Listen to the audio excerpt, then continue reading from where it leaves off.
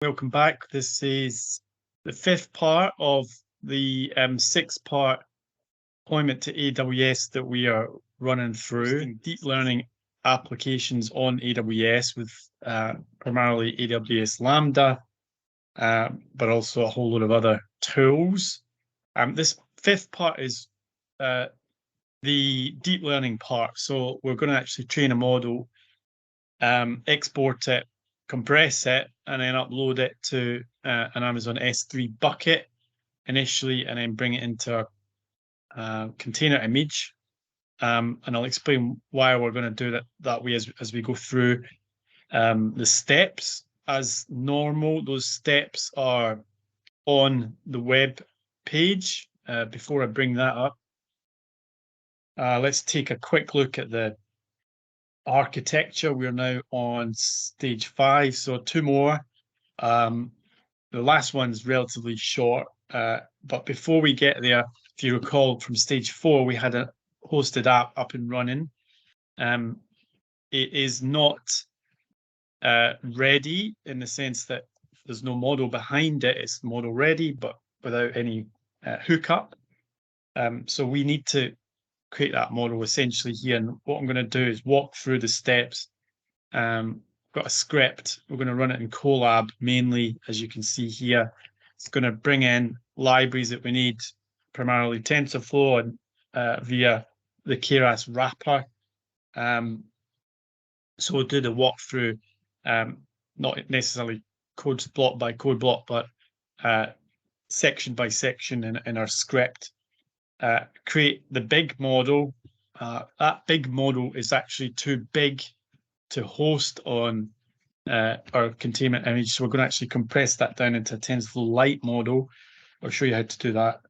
We'll then finally, in this stage, upload it to S3 and bring it into that container image so we can rebuild and redeploy to AWS for stage 6. Okay, that is the process. As usual, if I bring up the web page, these are the steps we're going to follow in stage 5. Again, it's on blogs on Changing Energy Tech. I look for stage 5. There's a few blogs there, but stage 5 is the one we're on now. Have a read through just so that you, before you start, so you know broadly the steps you're going to need. These are the sub-steps we're going to walk through. So I'm going to import a training notebook hosted on GitHub to Colab. We're going to run through that. It also requires a Kaggle account. If you don't have one, don't worry. It's a really basic setup. Your name, email, 2-factor authentication, and you're in. Once you've got that, I'll actually show you the API key setup that you need in Colab to bring in the data. That data set, public data set, is hosted on Kaggle. We'll run through the modeling process. That's sub-step 2, and then sub-step 3, we're going to actually train the model using something called early stopping criteria. We'll use that for a reason, specifically avoiding overfitting of the model, which you wouldn't get if you don't employ this technique. And it's also quicker, so there's a double benefit really. We export the model at the end. It's pretty big, so it'll take a little bit of time. The raw model is about 170 megabytes. As I said, that's too big. In itself, it's actually not too big for our 500 megabyte slug size that we get on the basic ECR repo that we're using, but on AWS. However, we've got all those libraries, Python libraries as well, and TensorFlow, the library, which we've already done in stage 4 and installed on our containment image. That's a big one. So the two things together, plus all of the rest, other smaller libraries, take it above 500 megabytes, about 600 megabytes in total. So just reducing by about 100 megabytes using a TF Lite model gets us under the threshold to host this. So that's step 4, there's a few tidy up steps here after we've exported that model. We'll go back to AWS, bring it into an S3 bucket. That's one way to do it. I quite like it because it's simple. We actually aren't going to use that S3 bucket directly. It's just a staging layer, really, where we're going to then pull it through into the container image. Okay, so let's get started. Okay, so the first thing we're looking for is opening up Colab here. Just go through the Google route. If you've already got it open, that's also okay. From this screen, there's quite a nice feature to import directly from GitHub. So if you go File, Open, Notebook, I'm not even signed in yet, but you don't need to be.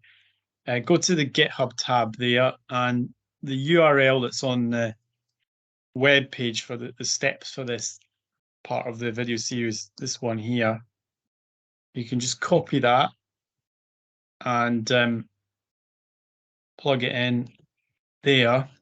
Press the search magnifying glass there, and it will look for notebooks in the in that particular repo.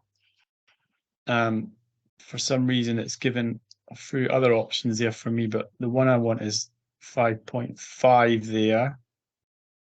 Okay, it's probably come up because I've previously done this, but in your case, it should default straight to make sure it says CNN's image classification. That is the notebook we're going to use. So I'm going to import it from there just using this. Open notebook in new tab. Okay, and you can see here we've got a notebook that's fairly lengthy. So a good thing to do here is, even if you're making the notebook yourself, keep a table of contents, use Markdown. If you expand that, you'll see we've already got some here. This is the stages we're going to go through, and we're going to skip some stages. A few exercises in this notebook. We're just going to ignore all of that, not necessarily for this video series. First of all, you can see here we've got libraries, so let's get them done. I'm going to highlight, keep your finger on shift here, those first 3 cells there, just do them all together. Runtime, run selection. Okay, I'm not logged in yet, so make sure you're logged in to Google. You have to leave the web page first. It will bring you back. And bear with me, I can get my password.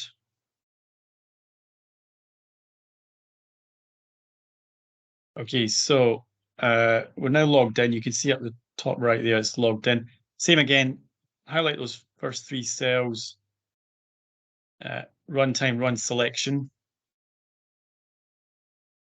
Okay, you get a warning because we've loaded this directly from GitHub. If it's safe, for purposes here, it's a temporary process in the end-to-end larger process, so we're fine with that.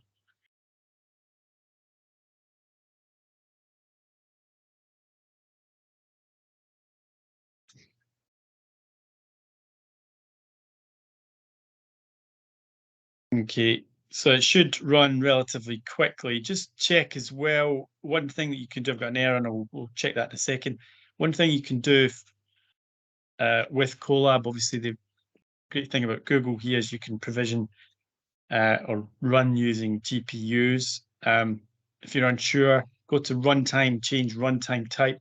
I'm already on GPUs here. I'm on the low tier, but it does speed things up compared to the bog standard none or CPU. And it's for the purposes of this particular demo, it's sufficient just to use the low tier GPU. Okay, we got an error. If I zoom in a little bit there, you can see it says no module, TensorFlow, Python, Keras app, Python libraries, dependencies, syntax, tends to change quite often as libraries get updated, not syntax, but rather some of the ways that the classes and function calls work. So in this case, what we can do is great sort of resource as well in Golang is a search Stack Overflow at the bottom. Usually gives a few hints as to what the problem is. The top result there, it says try using import Keras apps instead of TensorFlow Python Keras app. That looks like a deprecation. Previously they used this syntax basically, and now using this. So let's try that. If I go back to here, it's going to apply to the top 5 code lines there. So just do a copy there, and then I'm going to do a replace, Control H, and I'm replacing that with nothing basically. Okay, that says 5 instances will be changed. Okay, try to rerun it. Close that. Still got an error here, different one. No, cannot import name load img from Keras. Again, you can have a look for Stack Overflow. Find this is one of the fastest way to resolve 80-90% of questions. Of course, there are some that cannot be resolved that way. If you look at the top list, again, you're looking for Stack Overflow links are good. Fairly recent ones as well, if you can, not the last, 10 years ago. It's likely to be a Python 2 version. So this is the error that we got. Let's just check that. Cannot import name, load img from Keras pre-processing image. I'm looking for an answer. Usually with a green tick is better because it's been upvoted. Here it's not, but someone's saying that's been deprecated. It is often the case with these kind of errors, libraries. So they're now using this for load img. Let's go with that. There's no green tick, but it sounds plausible. So I pasted that line in. We can remove that one. Doesn't seem to have a problem with image data generator. Can we run this? And that's done. Okay, so libraries are done. I mentioned we need a Kaggle key here. So the reason we need this is because you see here we've got some pre-prepared actually script. Okay, the exclamation mark refers to overriding of Python. So it's actually script rather than Python. We're going to go and fetch from Kaggle this German traffic sign data. This deep learning model is going to train on German traffic signs in order to predict, after it's trained, any new sign. Which sign is it? Is it slippery road? Is it an intersection? Is it pedestrians crossing or anything within the training set? So we need Kaggle. Let's go and log in first. If you don't have an account, just go back a second there. Just go to register, follow the process. It's very quick, just your name, email.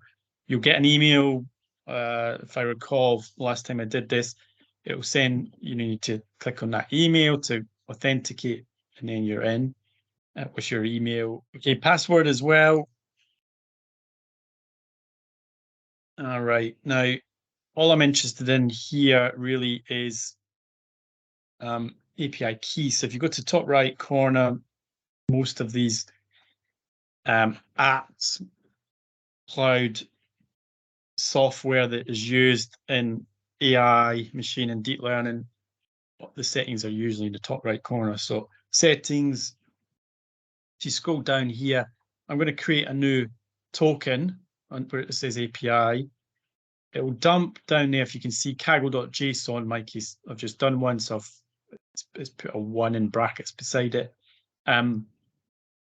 That's what we need back in here. We need to upload it to Google Colab temporary storage. There's little sub instructions there, but essentially, if I go to this folder here on the left, go up a level, we are going to dump that Kaggle JSON API key basically in the root folder there. All right, so I'm just going to pick this up. You literally just need to drag and drop. It should be on your desktop because we downloaded it there. And then there we go. I'm dragging it into root. You get a warning that it's going to be deleted when the runtime is deleted. You get 2 hours on Collab, and if you don't do anything, it will just time out and delete everything in your temp storage. That's fine. And then we can run these cells. So again, I'm highlighting all 3 of them: run time, run selection, and that will run through pick up your API key, connect to Cargo, and then download and unzip these traffic signs. It's quite a big data set. So there's unzipping required. It's pretty quite quick because I'm using GPUs here. You can see it's at 60, 70% already. That's the download. And then the unzip is probably going to take a little bit longer than that. Okay, so you can see there we're done. The unzipping is done. If you want to free up some space on your screen, just do the cross, close the output basically.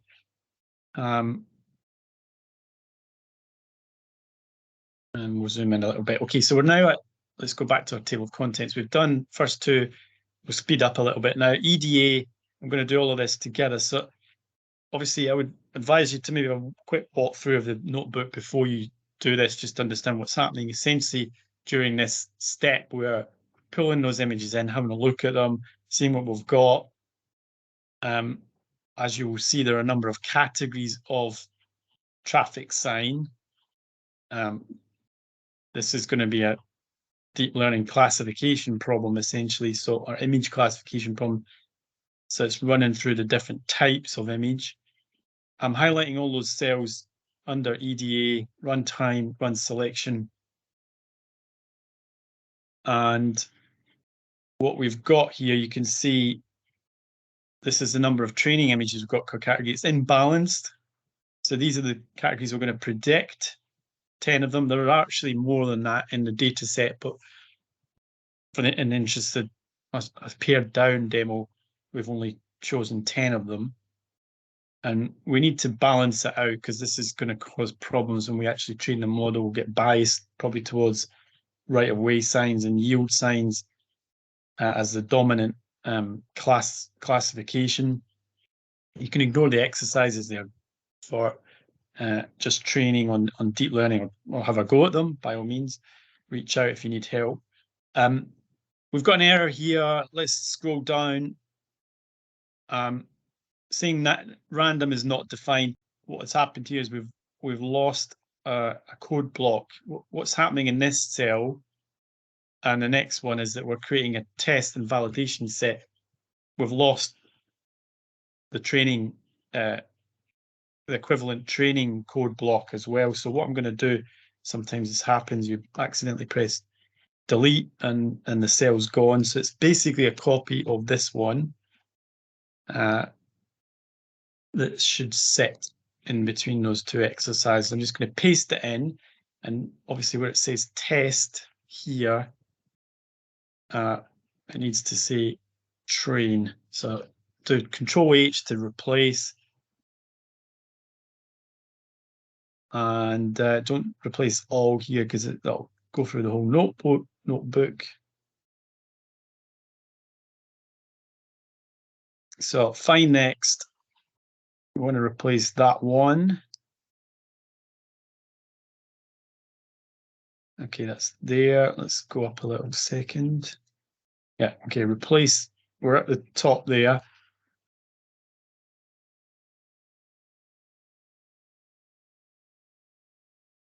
Train, scroll down. Just make sure you're not replacing. We're now on to, oh, okay, sorry, we've got one more left there. Replace that. It's just replaced it there. And that's us. Okay, then we're on to the test cell block. So this is, we've added back the cell that was missing there. We also need that random library. So let's just put that in, import random, run the cell, shift enter is the shortcut for that. We've still got an error. Let's see. Okay, shut shutil, sorry, is another library we're using here. It should be imported here. Again, this is to do with we've managed to delete a cell block basically for the training set, which included the library import. So run that again. Got a green tick, that's good. Ignore the exercise. Do the same for the test data. That's just organizing all of these images into the correct folder. Train, test, validation. Quite standard process in machine and deep learning. Validation as well, we've done. And then let's check the subsets. Basically, there's a randomization done there and a balancing sub-process so that essentially at the end of this, we've got an equal number of training images per category. It's no longer imbalanced, and that's much better for obviously training on. Okay, let's close that window. Go back to our table of contents. We're now at model prep. I'm going to run all of these through. So scroll down to just before transfer learning there with your finger and shift so that they're all selected. Runtime, run selection. Okay, this is preparing the tensorization, if you like, of all of that, of those image data that pixelates even the data, converts that into tensors for TensorFlow to interpret during the modeling process, creates some distributions of the data, and then you can actually see some of the samples there as well that we're going to train on. Now, we're now going to go into this part here, transfer learning. Transfer learning is when we're actually using a pre-trained model, in this case VGG, visual grading group at Oxford, one of the more famous deep learning models. You know, history goes all the way back to 2000 AlexNet competition when deep learning just really exploded. So that we're using that as the foundational model here, and we're going to tweak it around the edges rather than building a whole model from scratch.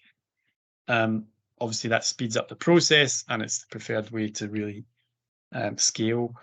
So what we want to do is just run these one by one. First of all, we'll set up the model there and the convolutional layers in the model.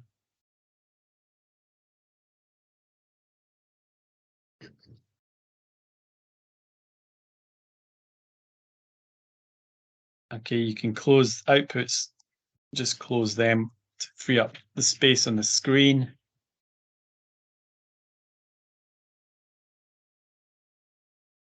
Okay, and then we'll go through it where it says generators for reading and processing images. We'll run that as well.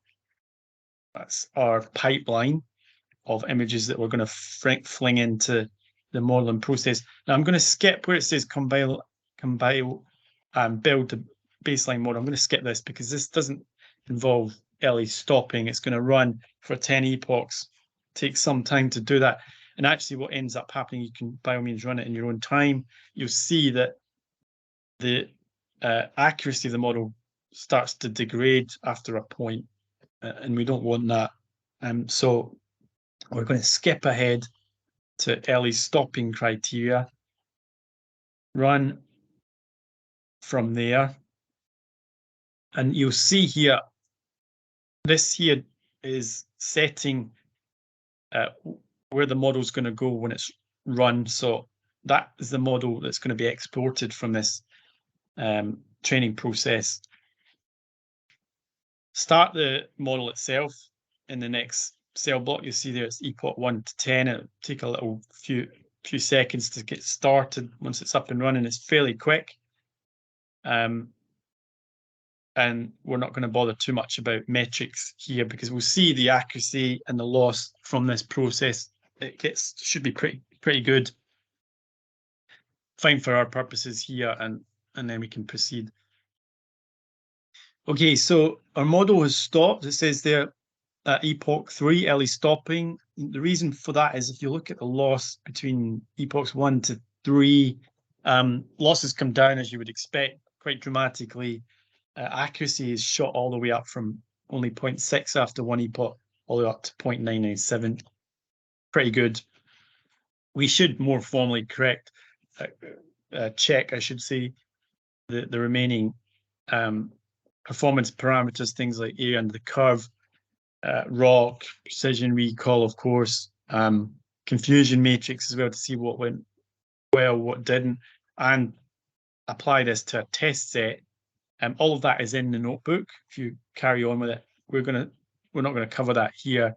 Rather, as this is about deploying the model, rather what we're going to do now is take the large model that's been exported, and if you go to the folder on the left again, this is Google Storage, you'll see under Content, this is our model. Okay, if you just hover over it, you can see, just to double check there, it was created a couple of minutes ago, and it's, let's zoom in a little bit, it is, you can just about see 170 megabytes. It's too big, as I mentioned earlier in the video, for hosting on AWS. So what we want to do, and I'm going to add a cell below here, is create this TensorFlow Lite model, and that is the code block that's on, or now it's substep 4 here.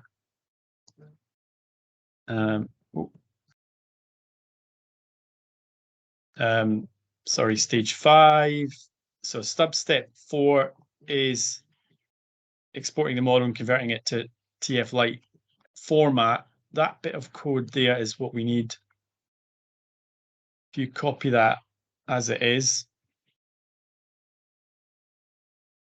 paste it in there. Just a couple of things you need to check here. We're loading the model.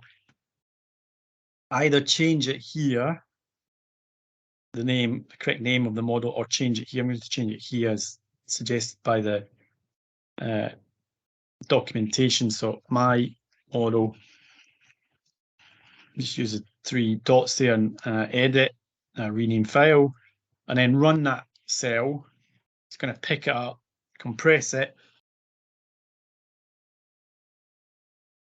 Okay, so that's completed. You can see it's popped up here on the left. That's our compressed model. Just hover over it. Oh, there's the original model. It was 170 megabytes. The compressed version is 56 megabytes. So we've shaved a whole 100 megabytes off that. You need to export that. Just download it, right-click, download to your desktop. It'll take a few minutes to download. It's 50 megabytes, but shouldn't take much longer than that.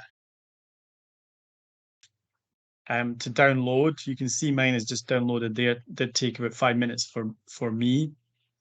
We're basically done with Colab. We've got them extracted the train model, so you can really just close that now in the final step of this stage 5.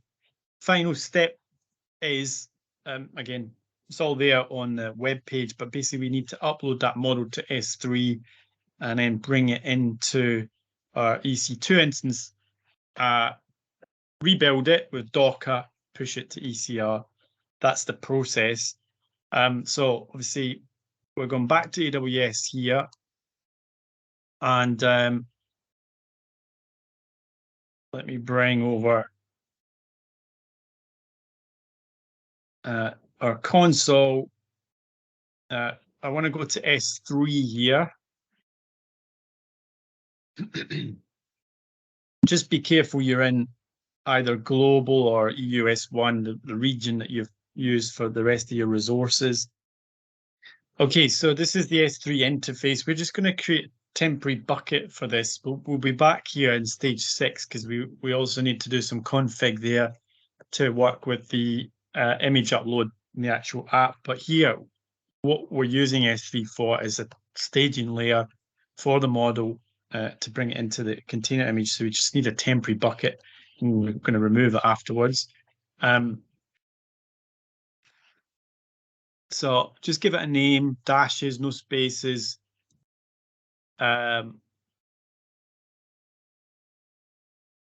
Temp model bucket. AWS region should default to your standard region.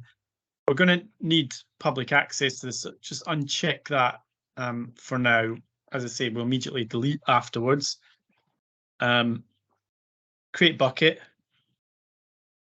Just acknowledge that you're turning off public bucket access there.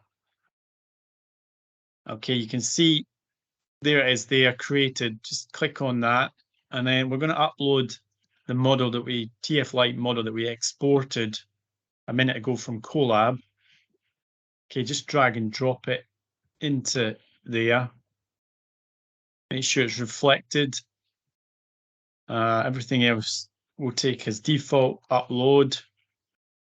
Okay, now while that's uploading, we're going to go to EC2. So open that in a new tab so that you've got S3, keep an eye on S3 in the background. We're going to go to our instance. If you see that you've got 0 instances there, the reason that's happening is because we're in the wrong region, right? In the top right, it's quite common.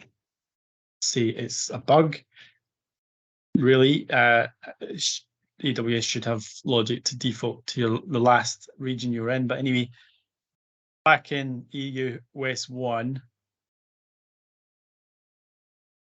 Okay, there's my running instance.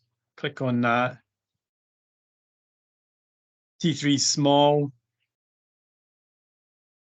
Click on instance ID, connect, same way that we did with previous stages.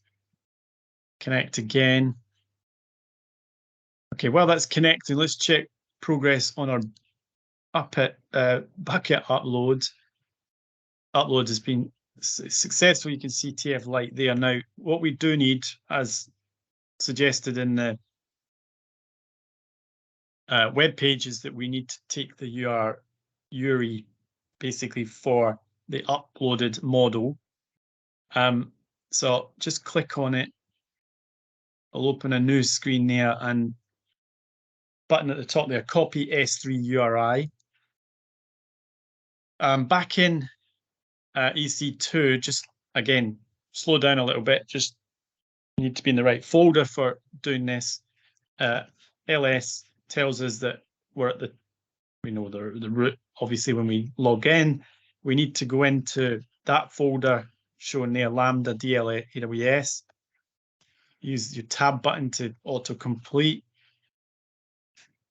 List again. Now, we're at the right level.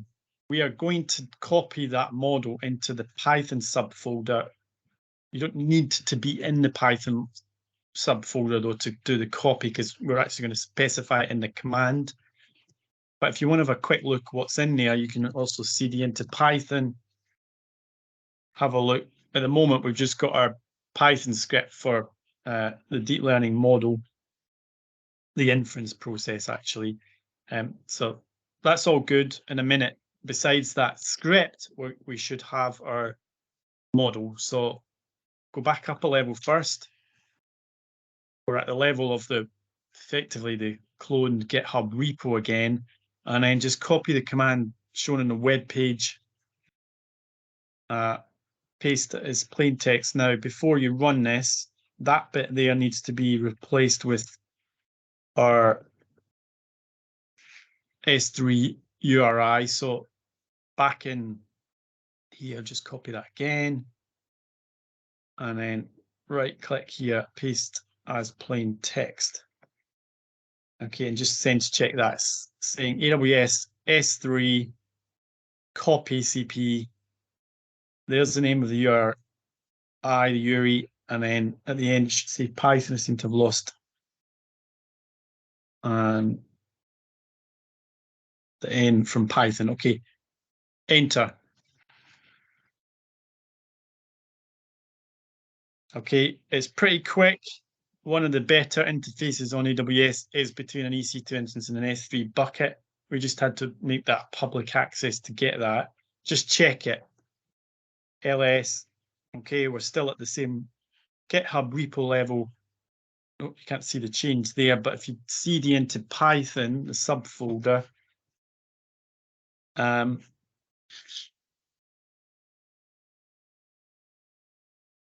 okay, so I made a bit of a mess of that last step. For some reason, it's read my command as, I think, because I lost one of the letters at the end of Python. It's basically created a file called Python on. So I deleted that. I removed it with rm Python on. All right, so I'm back where I was before. If you can see there, list the files inside this subfolder.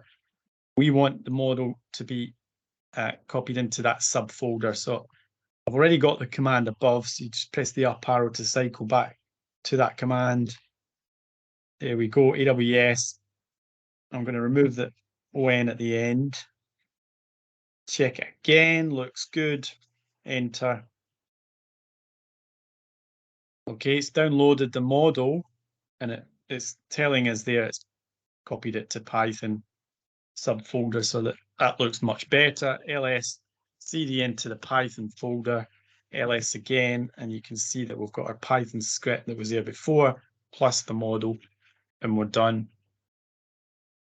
Okay, so that is it for this stage 5. We've trained the model, exported as it is using early stopping criteria to speed up the process.